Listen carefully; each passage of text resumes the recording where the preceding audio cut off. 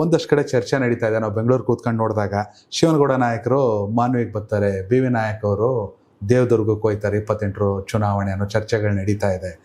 ಗೊತ್ತಿಲ್ಲ ನಿಮ್ಗೆ? ನಾನು ದೇವದುರ್ಗದಲ್ಲಿ ಚುನಾವಣೆಗೆ ಈಗ ಮನೆ ರಾಜಕಾರಣ ಮಾಡಬಾರ್ದು, ನನ್ನ ಕೆಲವು ವೈಯಕ್ತಿಕ ಕುಟುಂಬದ ವಿಚಾರದಲ್ಲಿ ದೇವದುರ್ಗದಲ್ಲಿ ರಾಜಕಾರಣ ಮಾಡಬಾರ್ದು ಅಂತ ನಾನು ಹೊರಗಡೆ ಬಂದದ್ದು.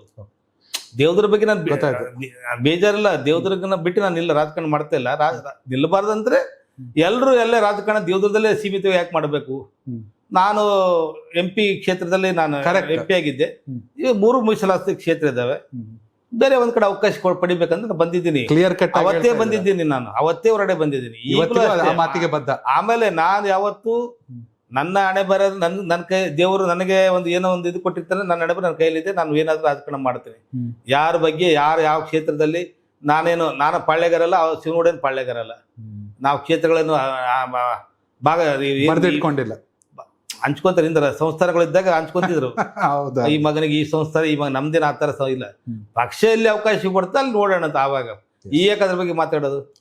ಯಾರು ನನ್ನ ಕ್ಷೇತ್ರದಲ್ಲಿ ಬಂದು ಯಾರೇ ಒಳ್ಳೆ ಕೆಲಸ ಮಾಡ್ತಾರೆ, ಜನ ಸೇವೆ ಮಾಡ್ತಾರೆ, ನಾನು ಸ್ವಾಗತ ಮಾಡ್ತೀನಿ.